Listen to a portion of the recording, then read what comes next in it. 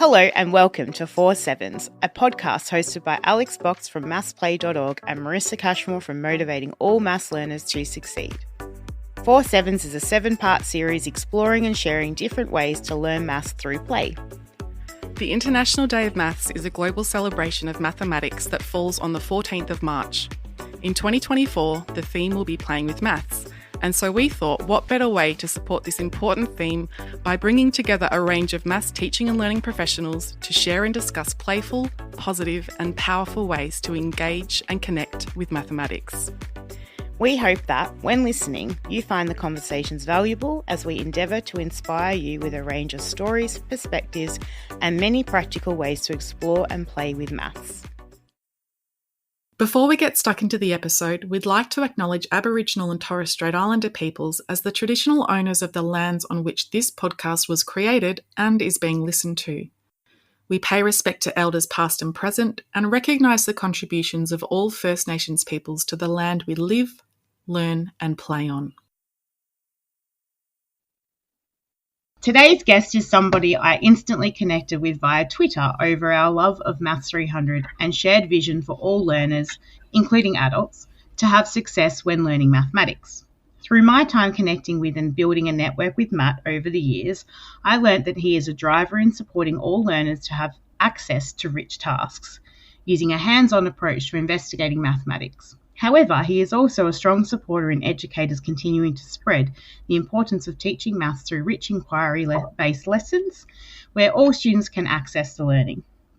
Matt has been teaching for over 3 decades.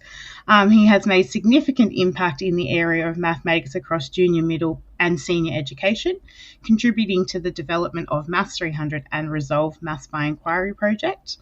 Matt has worked across many, can I say all, maths associations around Australia, as well as MTLC. Welcome to Matt Skoss. G'day, delighted to be here. Do you want to tell us a little bit more about yourself, Matt? I started my teaching career at Alice Springs High School in 1987, only ever intending to be in the Territory for a year, and then I was going to amble off overseas and just go travelling. But 36 years on, a mortgage and marriage and 3 children, I'm still here, still in love with the place. Had lots of opportunities, with the Territory being, the smallest jurisdiction of all the states and territories in terms of population.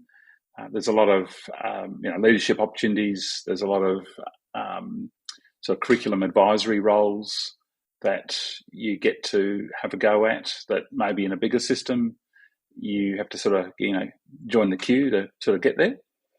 And just something about the isolation has meant that I've somehow had this fabulous relationship with sort of leading maths educators around Australia and a few overseas. And I just feel really privileged to have had amazing opportunities. Do you want to tell us about your personal maths history and experience?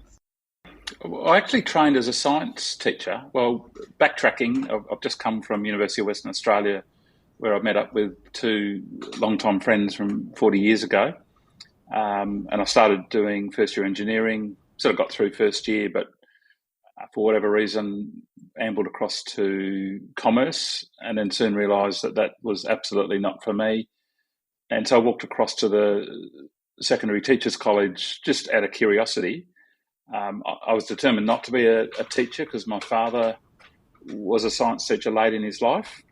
And I could sort of see the stress of, marking and just, all the stuff that school lays on people. But I was just immediately struck by how genuine the lecturers were. It was first name term basis that they talked to you. So, it was fairly sort of casual but friendly. And I did maths as a minor because I'd done sort of physics and chemistry and engineering. I sort of thought, well, I'll keep going with the science. But it was the maths lecturer, a fellow called Titch Thornton, who'd come from the UK, and he was just very much into giving us sort of kinesthetic experiences and every week he would hand out these articles by people like Dick Tartar, John Mason, Anne Watson, Jeff Giles, and I actually kept them all. And so eventually, when I started my teaching career a few years later, I sort of drew on them constantly in terms of this is what a good mathematics lesson looks like. I guess the other sort of factor was I was in a school that didn't have textbooks, and we were having to work pretty hard to engage some pretty challenging kids. But I found they really responded to a sort of a hands-on sort of approach, and that sort of led to just their engagement, and then from there, learning. So it was almost by necessity that I had to embrace the use of kinesthetic activities, manipulatives, and then early on in my career, computers were just starting to come in. So I started dabbling with computer programming and using spreadsheets and dynamic geometry. Like at the time it was Cabri, but now GeoGebra and Desmos are amazing platforms in that sort of sector. And just I guess influenced by a range of people. Dick Tartar is significant in that I'd had a bit of email exchange with Dick, and if you look up his Wikipedia entry, Stephen Hawking cites him as the key person that pushed him in the direction of mathematics and physics. So I feel like I've got a Hawking -1 number, having met someone that influenced him. And wow. Anyway, so I went and just knocked on his door. He lived in Bath, and we were visiting some of the Roman sites there from the Roman days.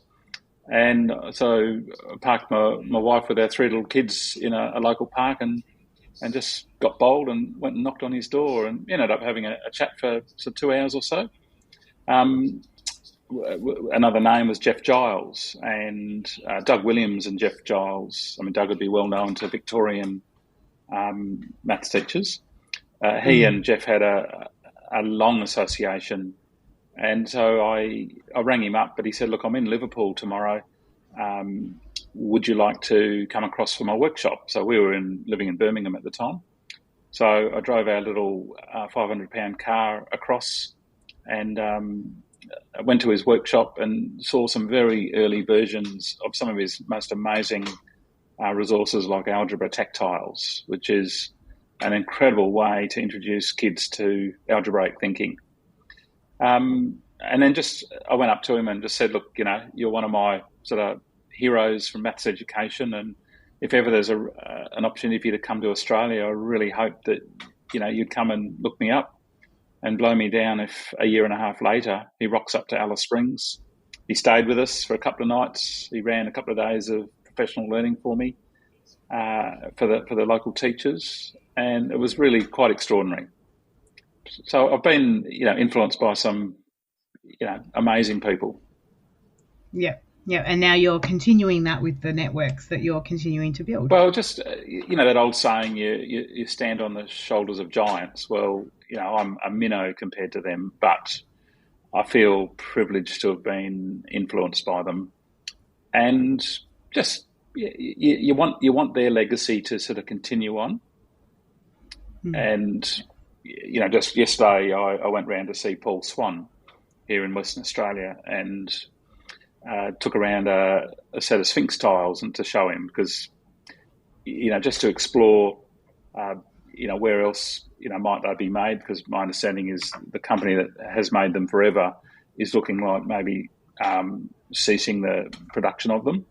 So if that was to happen, well, we need to find another sort of source, and I happen to have one here. Let me take a photo of that. Oh yeah, cool. But there's some really amazing mathematical opportunities that come out of Sphinx tiles, from early childhood right through to some really high-level maths. And I sent a set to a mathematician in California, and he's written a paper that I don't understand it. I'm nowhere near understanding it. but it's absolutely relevant to, for pure mathematicians. So I kind of like resources that can sort of have that stretch from, young kids engaging with them, but there's mathematics lurking there for some serious players. Awesome. That sounds like it's ticking into your question, Yes, Marissa. absolutely. What a great entree. Let's head into the main meal. The main meal is around making maths playful in the senior years. Is that the sort of big idea, which probably has a whole bunch of other topics that come in to it, which is a nice way to end the season. And I was quite privileged to see Matt at the MAV conference last week, where he ran his famous workshop, Maths on Maths with Matt. We like a good tongue twister, don't we, Alex? So we'll get Matt to talk a little bit about that too, and he might actually talk about that in the first question there. So I first met you, Matt, in person at I think it was the AAMT conference in Queensland. And I could tell from your workshops that you too value the use of manipulatives in classrooms, which is something I value too, no matter what age we are working with. Why is this so important to you? Well, I think for many learners, I probably won't say all learners, because some kids or some learners are very quick to be able to move into an abstract sort of representation of ideas. But that sense-making process is really important. And while a mathematician might just reach for their pad and pencil to start sort of trying to conjecture and generalise, a problem like jumping kangaroos from Maths 300, which started out life as a puzzle. I'm not sure where, but I know Charles Lovett has talked about how puzzling was a major pastime before the advent of TV, and maybe even before radio. So they used to appear in magazines across certainly the Western world. And I can remember more than once Charles has said, the source of this lesson originally started out in a Canadian newspaper, or an American newspaper, or a British newspaper. And there were some really significant creators of puzzles that were made famous to people like Martin Gardner and another guy, Sam something. I did have the names at my fingertips, but they were sort of almost sparring across the Atlantic with the quality of their puzzles, and they'd sort of point out errors in solutions and things like that. But say take jumping kangaroos. I saw Brett Stevenson from Tasmania present it for probably about the fifth or sixth time, but I still learnt things about the pedagogy of how he presented it and how he sort of unpacked it with us as a group. And we acted it out by putting 7 chairs out the front, and we got 3 boys, 3 girls out, and we sort of modelled it. But where the concrete materials come in that I think is really important is acting it out becomes a little bit inefficient when you're trying to have your own sort of private thoughts with just, yourself and your partner. And so having double-sided counters to represent the 2 different groups of kangaroos, you can sort of act it out, but you can go back to a simpler case, which I think is a really important sort of approach to problem solving, that we want the kids to have that in their toolbox of strategies, and to be able to go to a simpler case without prompting from us as teachers. And I think that's a classic problem for doing that. And in a way, it's sort of a computer science type idea, because it's an algorithm, and you can sort of get it, create it bigger and bigger, and then sort of get confirmation that you've generalized it correctly, and then you could then provide an answer for 100 kangaroos or 1,000 kangaroos on either side. So I think that sort of link between acting it out and that process of sense making, because that's what real mathematicians do, is they'll play with a problem. And sometimes they'll play with a problem for days or weeks or months, or, in Andrew Wiles's case, in that proof about the Fermi conjecture, for 7 or 8 years, and even then had made an error and had to go back to the drawing boards and figure out what was wrong.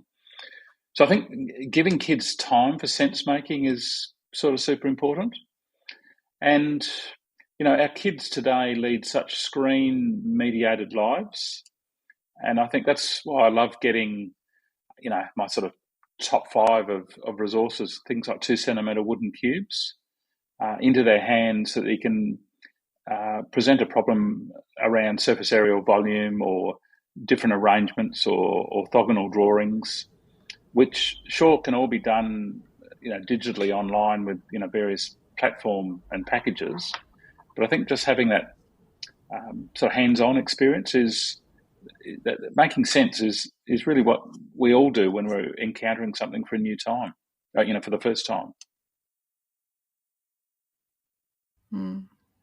So speaking of maths manipulatives and materials, you mentioned before that one of your top 5, I think, were the 2 centimetre wooden blocks. Is that what you said earlier? Yep. Yeah. Wondering what your other 4 would be and why. Well, I happen to have one of them here is mini whiteboards. Oh, yeah. Now, this one is the size of a postcard because I use it for a particular purpose. But I also have A5 and I have A4 size. And I just get them cut up from the hardware shop that's not Bunnings in Alice Springs. And ironically, I've probably supplied 2,000 of them to MLC over the years in Melbourne. It was a school in Australia that was the first one that rolled out laptops systemically. And I've probably, over the years, probably sold about 10,000 of them to schools around Australia, just because they're lightweight and they don't have an edge, so they stack a lot more easily. But I can make them any size. And the teachers that got onto them first were the language teachers. And I remember talking to someone at Shelford Girls Anglican School, and she had seen what the language teachers were using and then ordered some for all the maths faculty staff. Then she moved schools and repeated the process, and then she moved schools again and repeated the process again. So I'd say that's an essential. Double-sided counters, red on one side, yellow on another, I absolutely find them invaluable. A resource that's gone off the market when junior education got swallowed up by modern teaching aids, little 1-inch square, so 25mm square flip tiles. So different from counters, but there's a lot of sort of geometric, sort of growing algebra type patterns that if you use these, it makes it really accessible to the kids. And with them, they had a little equilateral triangle that was the exact edge. The edge was 25mm as well. So I'm trying to find a supplier for them. And I've been talking with Paul Swan about maybe we just get them made in Taiwan, and you've got to bring out 500,000 of them to make it economic. I think good old fabulous dice, but I think it's good to have large dice that the whole class can see, but also so the regular size dice. And the humble bit of grid paper, whether it's square grid or square dot or triangular line paper, I find that really invaluable. And a way I often use it is I project it up on the screen, on an old-fashioned whiteboard, and then I put a giant Post-it note on it. And the students might be working on a bit of a puzzle, and they're recording it on their sheet, in their groups, but then they go up and draw their arrangement. Say like for cube nets is a classic example. They go up and put it up on the projected square dot paper, and then they put their initials inside it. And it sort of mirrors what mathematicians do in publishing their work by, they're putting it out there into the public. And it's got ownership because their initials are in it. And I think that's a really valuable process to try and engineer in the classroom. You don't need to do it for every lesson, but it also then becomes an artifact that you can put elsewhere in the classroom. And one of my favourite sort of phrases is from Steve Flavell, who was the fellow that developed the software for Maths 300 for a couple of decades, and Robin Zevenbergen, who I think now is at University of Canberra but was at Griffith for decades. They wrote a paper of viewing your classroom as an archaeological dig in search of pedagogic relay. I don't really understand the last bit of it, but they wrote a very technical paper. But I think we should be able to walk into someone's classroom just like an archaeologist walks into Pompeii or other historical sites, and you can draw inferences of what goes on there. And one of the ways of doing that is to see, the student work that's up on the wall. So not commercial posters, but actually student-generated work and their handwriting, not the teacher's handwriting. And using these giant post-it notes would be one really simple way of doing that for teachers. And in workshops, it's a bit hard to predict when you're presenting what are you going to, what's the setup, because a lot of them are now flat screens. I wouldn't have a flat screen TV in my maths classroom if you paid me. I want an old-fashioned projector that goes onto an old-fashioned whiteboard, and none of this fancy pants smartboard stuff. Even though you can replicate some of that, I like the fact that I can just literally peel off the bit of paper and go and stick it up somewhere. So dice, a variety of grid papers, mini whiteboards, and sync styles, even though they're quite they're useful for a range of activities, but not as prolific as what you can do with cubes and counters. Double-sided counters was the other one. Going back to like you mentioned, Matt, you and we finally met in person at that professional learning day led by Matt Sexton and Anne Roach and Doug Clark. And on that day, we enjoyed lots of tasks that were rich for all ages. And most memorable for me, I think, were the domino activities. And I was surprised by how fun and challenging those were. Like, having read the description, I thought, this is going to be a bit easy, but actually it was challenging, and we were using language, and I was also getting to know the person next to me, and it was sort of this social experience. So actually all of these things going on together and looking and thinking about numbers in a different way. So that was a really pleasant surprise, and I think probably a reminder of why it's important as educators that we have opportunities to play with maths and get stuck into problems ourselves. But you and we talked on the day about the power of language and the role that pedagogical moves and nuances, like, what question to ask, or where to place a bit of humour. Doug Clark has a beautiful way of peppering his facilitation with little humorous comments that build that positive and playful and safe space. And I just wondered, given that you're here and we're chatting more about this stuff, through your experiences as an educator and as an observer of other educators, can you shortlist a few small teacher moves that you've found to have a powerful impact on engaging learners? I think part of it is to share your world with them. And, I've had the privilege of living in Alice Springs for a long time, and people are intrigued by that. All three of my kids, when they went to university in Adelaide, said that in tutorials, when they're sort of doing the get to know you, when they mention that they come from Alice Springs, the other, 14, 16, young people in the room are typically in awe of, oh, wow, what's that like? And, they want to ask a lot of questions about, Aboriginal people and, trying to sort of work through what I'm sure they feel are misconceptions about, what Indigenous people are like. But in terms of presenting, I think always sort of sharing something about yourself and your home, I think is important, whether you're teaching school-age students or you're working with adults. And, an example of so I call it a device that I use is I've got two slides that I've shown hundreds of times, and it's of a beautiful waterhole out west of Alice Springs called Ormiston Gorge. And like it's world class in terms of its view. And then I have a close-up photo of my two daughters, Heidi and Chloe, aged 20 and 19 at the time, squatting down as if they were 4 and 3-year-olds, trying to scoop up all the tadpoles and the drink bottles. And I use that as a way of saying our challenge as teachers is to try and get that hook to engage the kids, to sort of reel them in to the mathematics. Now, we've got 26, 28 kids in our classroom. There's all sorts of things happening in their life that have happened that school day.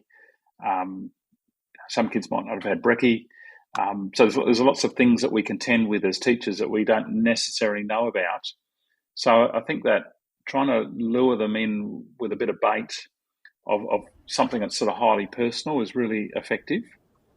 I was doing a lot of work with the schools across the APY lands, and I struck up a really good friendship with this amazing young teacher. Well, she was young at the time. We're talking, 20 years ago now, called Angela Bowie at Freegon School.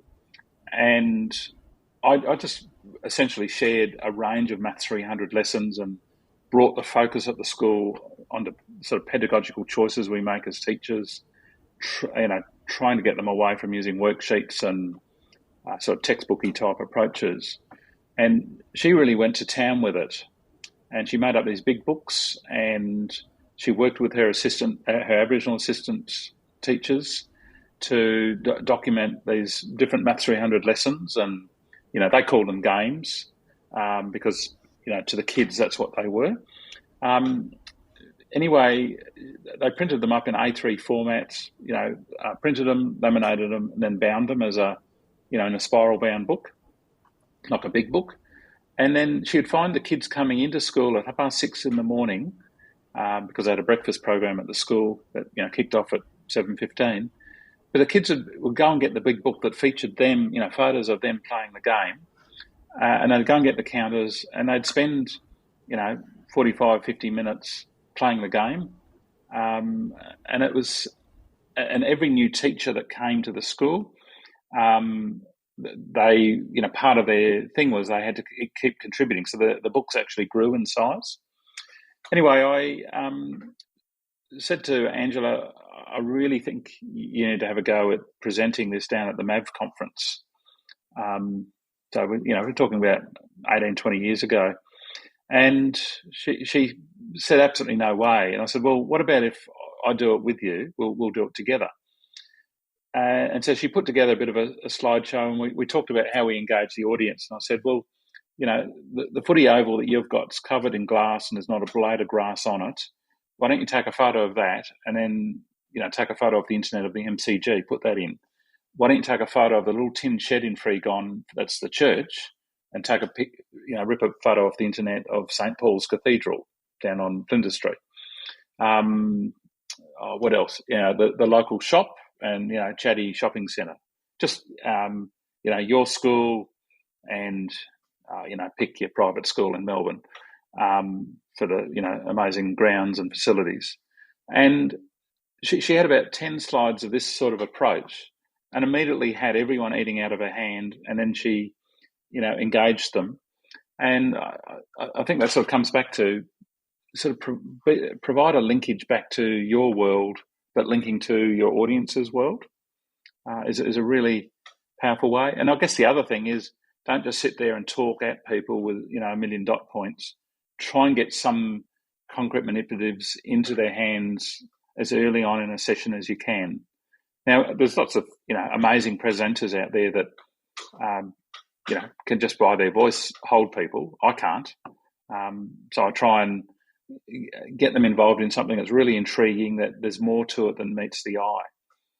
An example of that I was really impressed with was Michaela Epstein's use of the task crosses the other day at the MAV symposium, the day before the MAV conference. And look, I've been using that task for 30 years. It's not new to me at all, but I was absolutely excited by very careful pedagogical approach she took in unpacking it, and fostering the discussion around the problem. And I took away so much. In fact, I used it yesterday when I did a webinar with Papunya school staff. And, they were doing it at their end and I was doing it at my end. And it generated a lot of discussion with them. And so I think sometimes going to see someone who's, really experienced and polished presenter, it kind of reignites your interest in a particular task.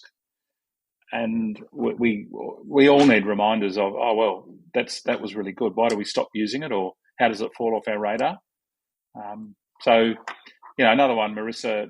Probably the last time we met, you had done number charts. I've done them for 50 million years, but never thought to do a large format version of them in the way that you did.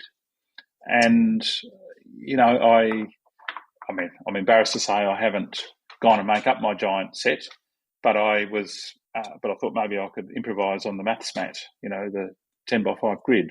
But it's really refreshing seeing someone take something that you know well and then take it in a direction that's different. And John Mason talks about that, creating a brief but vivid description. You should be able to say 3 to 5 words and people can re-enter the little movie they carry in their head. And I have a very solid memory of that day. I could tell, I could paint a picture of where you were standing and where I was and the orientation of the resource. So, it made a deep impression on me. And, I'm the richer for it. Yeah, great. I think that's a great great time to talk about your workshops in terms of, you mentioned acting out before as one way to sort of engage your students as well. But you are very good at turning things that aren't normally giant size into giant size versions, such as your maths, using your maths, and also Andrew Lorimer Durham's maths tic-tac-toe as well. Yes. And I think that's something, that we could continue to explore, making giant versions of different things and acting out, like Eric the Sheep's one that I sort of think, how could we make that a little bit bigger? Why do you think this is an important way to do this with maths tasks and have students participate in this way? I think it sort of mirrors what a mathematician does. And the first thing they do is sort of play with a problem and go through that sense making. And I don't think school mathematics does that well. I realise there's a place for textbooks, and kids need to practice and rehearse, algebraic techniques and geometric proofs and things like that. But part of our problem is not many maths teachers are mathematicians. They actually don't do any mathematics that's new or challenging to them. Even senior secondary teachers, there's always an exception, but the problems in the textbook, if you're up the year 12 sort of end of the world, are tough enough as it is. And I wonder if we need to actually put the recreational back into mathematics and celebrate just playing with a problem that's new and non-routine, just because it sort of exercises our brain a bit. Just like, athletes, tennis player, is out in the practice court, trying to bring in a new element into their serve or their backhand or whatever. I wonder if we need to do more of that with kids and kind of up the ante on the playfulness and the playing with maths. But it has to be a social thing. Like, that's the other thing that, most mathematicians will actually collaborate with people. I just had lunch with a fellow that I used to play tennis with 40 years ago, who's a mathematician at UWA, and he's into combinatorics. So, at a very simple level, how many ways can you sit on the back seat of the Tarago would be a problem, assuming there's 3 spots, would be a problem that you could do with quite young kids. And yet, year 10 or 11, 3 factorial, 3 ways of choosing the first person, 2 ways of choosing the next person, and there's only one person left. That's an example of, simple example of combinatorics. There's so many interesting maths problems that probably don't necessarily get picked up because they're not explicitly linked to the curriculum. And I wonder if sometimes we need to loosen the grip on the curriculum as guiding us and maybe having a little bit more of our intuition. But that's because, I say that because I'm pretty confident that I'll draw out some powerful mathematics. But if teachers have a bit of a ceiling to their personal competence in mathematics, they sort of need the guidance of the curriculum. Yeah. And you said before, it's really important that we as teachers do maths that's new and challenging for us as well. And I think that is so important. I think it's so important for us to work with the students as well. I know I used to run an Olympiad group at a previous school, and it was your higher order thinkers in a group. And I remember doing the jumping kangaroo task with them, and it's the first time I'd ever done it, and it was really challenging for me as well. So we literally all sat down and did the task together, and it was just so powerful doing that, and for the students to see you doing it as well. Yes, and getting stuck. And being vulnerable. Yeah. I often say to young teachers, show your vulnerability early on. Yeah. So, Matt, you were given a dessert menu and you've picked Play It Forward. Do you want to talk about your choice? Well, I think it sort of resonates with Pay It Forward, which, as a person who's done a fair bit of hitchhiking around Australia, and I had a mother who hitchhiked all around America and Canada and Europe in the 1950s. You never get to repay the person that's given you the lift, or on occasion put you up for the night. And I think the same thing with sort of education in general and maths education in particular. You pick up a little gem of an idea, and you can never really repay that person for the effect it had on you. But what you can do is share it on, and then encourage those people to share it on with their own little twist or improvement. So early on, when I first met Andrew Lorimer Durham, and I'd been to a session of his, I think at a Massa conference, and he'd been to one of mine.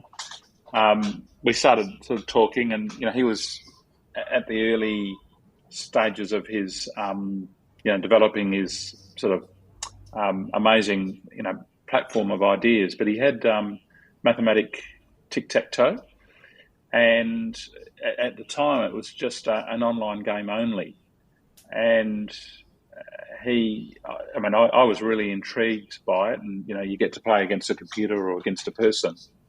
But I saw the potential in it doing a large format version of it, down on the ground and gathering everyone around. And what I liked about that idea is it kind of creates a community of people around it, trying to sort of consider the problem. And as people sort of notice and wonder about things, you sort of draw that out of the group. But I was very keen for him to retain the credit of devising the game. So I asked him to make me up a game board, because the natural progression from everyone standing around exploring a large format game, to then go back to their tables to continue exploring the game. And I wanted him to have a reference that led back to his website, because it is his livelihood. So that was sort of an example of a game that's sort of got grew some legs and really started running. And I've often used it as a intro in a workshop setting with perhaps 50, 60 people, where I gather them around. And, we get into it, but it provokes so much conversation. But what I'm doing is I'm modelling it to the teachers in a way that they would do with their own students. And I think for some teachers, that's really important. Not every teacher needs that, but some do. Because then, initially they're going to effectively mimic what you did. So I try and draw attention to the sort of aspects of, how I sort of promote it. So, Andrew shared that with me, gave me access to it, and, it's been a really important, one of my stable in sharing it with other people. And, I encourage other people who are doing, providing professional learning is to, take it and put their spin on it and, do it in their way that they're comfortable with. Wow, it's been so great to have you along for a chat. I think, how are we going, Marissa? Are we completely full? I think we're good to ask, and I think we're good to ask the question. What does 4 sevens make you think of, Matt? Well, as a kid who in Year 4 had a relief teacher who was pretty unhappy with all of us and made all of us boys, kept us in for a whole week of recess and lunch writing out our times tables, I know my times tables pretty well, but I immediately picture an array of 4 sevens. But it does remind me of Di Seaman developed like a tables sheet. So rather than sort of having the traditional times tables going down, she actually phrased the algorithm as 4 sevens, as in to imply 4 groups of 7, so that the 7 becomes an object. And I think that's a pretty powerful way of helping kids regard, an array is in that fashion, rather than just because it implies an image that goes with it. And I think that's really important, that multiple representation of ideas, in different ways. We hope you enjoyed this episode of 4 Sevens. To access any of the resources mentioned in this episode, you can find links to these in the show notes. If you know someone you think would be interested in this episode, please remember to play it forward to them. 4 Sevens is produced by Maths Play and is a partnership project between Maths Play and motivating all maths learners to succeed. If you'd like to send us a message, you can do so at mathsplay.org/podcast.